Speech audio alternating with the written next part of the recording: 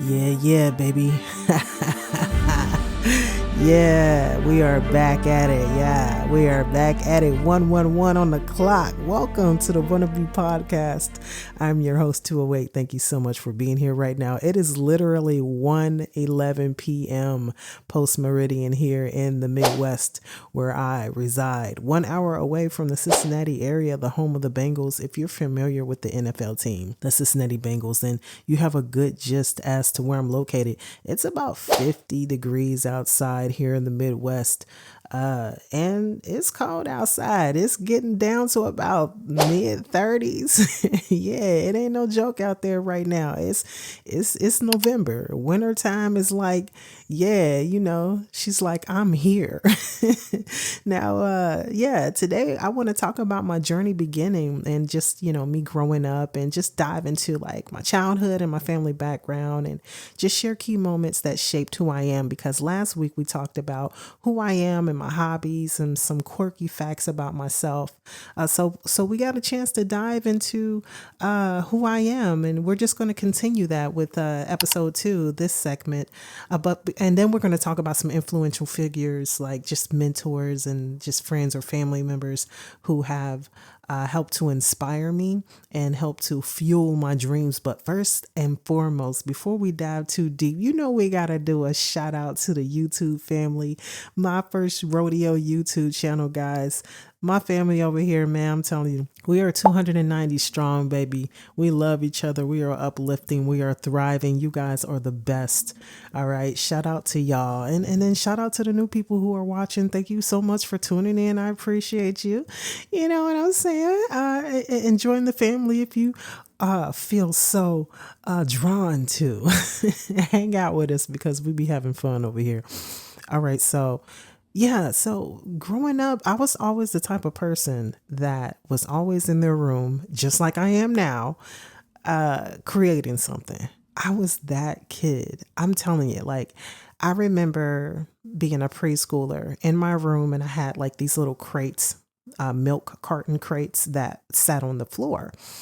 And these crates served as tables and just so for and I would put like my little nooks and crannies up there, like little toys that I adored and admired. Maybe I got them out of a box from a McDonald's or something. Maybe they were gifts from someone, I don't know. But I would also keep books inside of these crates. And I don't know if you guys know, see, I'm 43. I'm born in 1981. Shout out to my millennials out there, okay? Now, I don't know if you guys know anything about the golden books, but I had golden books in there and all different types of other books that I loved. And I would go to my room, and I promise you, I would be in that thing having the time of my life. I would be coming up with just everything and anything that felt fun to me. And I was just being creative. I loved coloring. I don't care what it was. It was connecting the dots. That was one of my favorite things to do, was connect the dots. I really did enjoy that.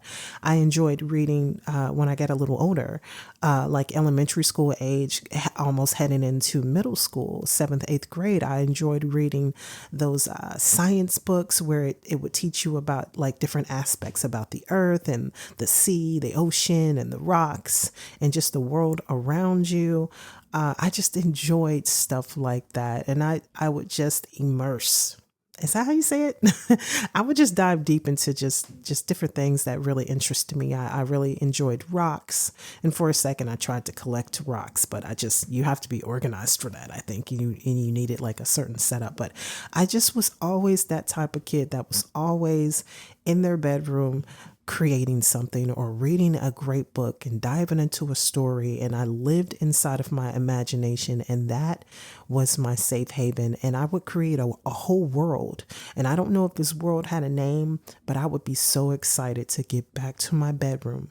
I remember being on the bus, and one day I just had this feeling of excitement, like, man, I can't wait to get home. And I was thinking like, well, why?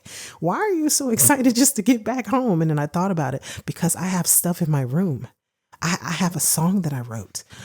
There's this poem that I started to write, and it's exciting, and I think it's really, it's really intriguing, or it's just like really amazing, or it makes me feel like this, or it makes me feel like that, or I'm drawing something, and it's incredible, and it's taking shape, and I'm excited to finish it. It was just always something like that. And yeah, I did have my moments of when I would. Oh, okay. So first, let me stop recording and talking. And let me just say this. If you hear a vacuum cleaner, that is my progeny in the next room vacuuming. So I normally try to keep it quiet during the podcast, but this is the life that I live. Plus, I do have to blame myself. I could have woke up early to do the podcast and record, but I didn't. So I do have to blame myself for not being disciplined today and yesterday, which led to me waking up late today. Yeah, I'm working on that. But anyway, so yeah. So I've always been like that type of creative person that was always creating things, and I just enjoy doing that. And that is what turned me into the person that I am today. It's the reason why I'm on this podcast right now. It's the reason why I invest in myself so much.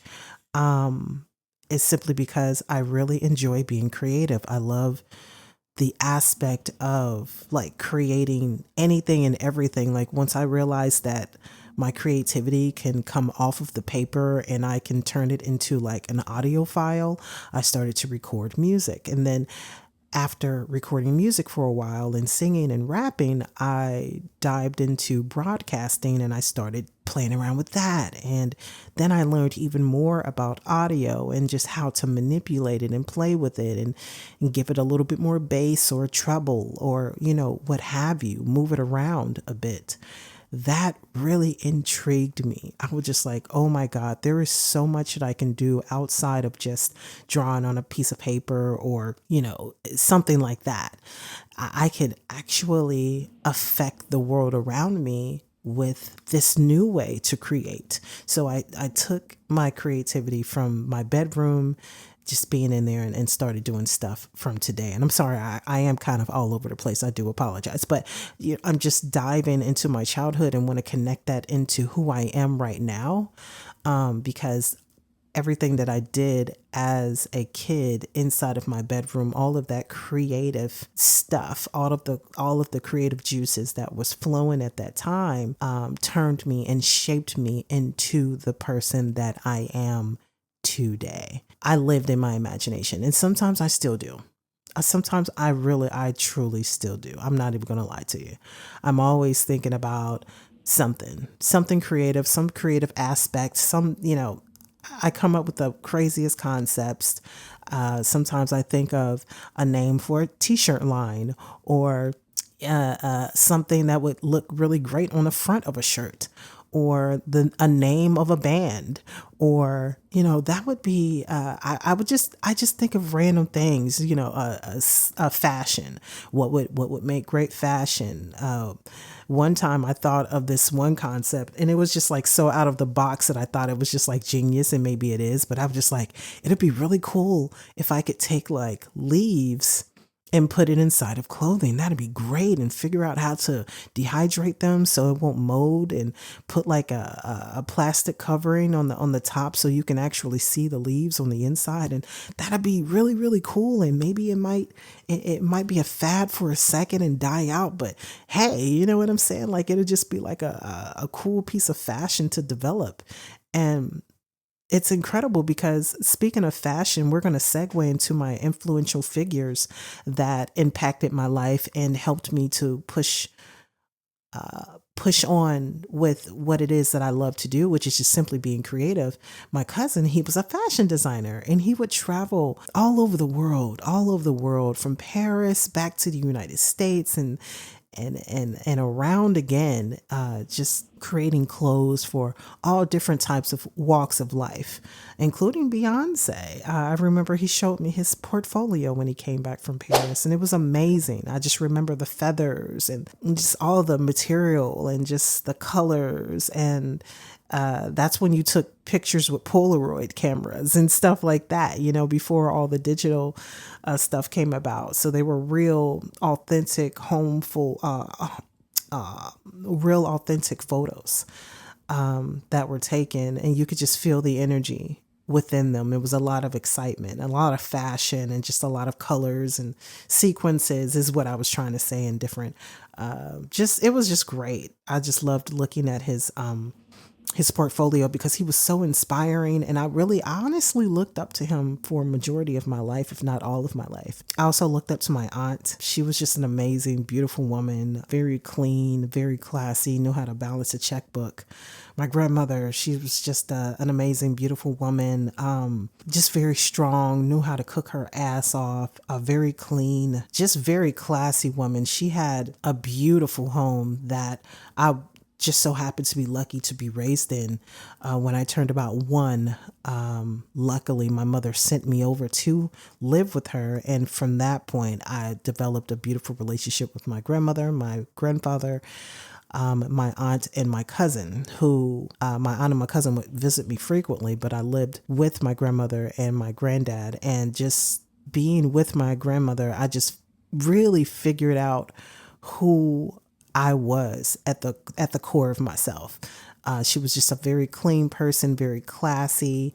She had crushed velvet on her walls. Now, if you think back to like the old wallpaper back in like the 50s, 60s, and 70s, that kind of kaleidoscope type of design, that was on her walls. And I just remember it had like a gold tint with like this red mahogany maroon type of color on the top, and that part was the crushed velvet. And I didn't even know what crushed velvet was until I grew up and came across the material. But I had a flashback once I came across the material as a teenager, nearly a young adult, and I realized how much it cost and the value of crushed velvet, and realized I've been introduced to this. I remember what it felt like. I remember what it looked like. And I'm like, wait, my grandmother had this on her walls. What? so yeah, and fine china in the corner of the same room that this freaking crushed velvet wallpaper existed. And just, being around my grandmother and my aunt and my grandfather, who was very quiet and very old, by the way, but me and him had very cool moments together, just sitting on the porch and he eating my bubblegum nose from my ice cream and stuff like that. But just like being around all of these people, my grandmother, my granddad, my aunt, and my cousin, and them just pouring so much love into me, and just seeing how they lived their lives inside of their homes and outside of their homes, and how structured they were, and how disciplined they were, how hardworking they were, how upstanding they were, even all the way down to my dad, who owned a store right down the road from where my grandmother housed us. He was an upstanding man, and people still rave his name to this day, and it's 2024 and he died in 95. So it's just like all of these people and these experiences have truly inspired me, and they have truly fueled my dreams. Just the memory of all of them and knowing exactly who they were and the legacy and the memories that they left behind makes me want to be the best descendant and leave the best legacy. And some people say, don't put that much pressure on yourself, but nah, I want to feel the pressure, because there's no way that I can just not go for what it is that I know, not go ahead and allow for these experiences that I've had with these beautiful, wonderful family members to fuel my dreams. There's no way that I can't be, or there's no way that I should not be on top of my shit, on my game. You know what I mean? Like, there's no way that I can not do that, because I come from greatness, and I come from God, but I do come from greatness. You know what I mean? That wraps up exactly who I am and why I am exactly how I am today. So thank you so much for listening to this podcast and coming to hear me rant. I want to come back 2 weeks from now, same time, same place, and continue this segment about who I am and me growing up, the start of my whole entire journey of life, and dive into me overcoming challenges and just life's hurdles, and just open up about significant moments that I faced that taught me how to be resilient, and then also define those moments and talk about highlighted moments that truly sparked a change in my life direction and led me to pursue my passions. This is the Wannabe Podcast, my first rodeo YouTube channel. It's 208 signing out.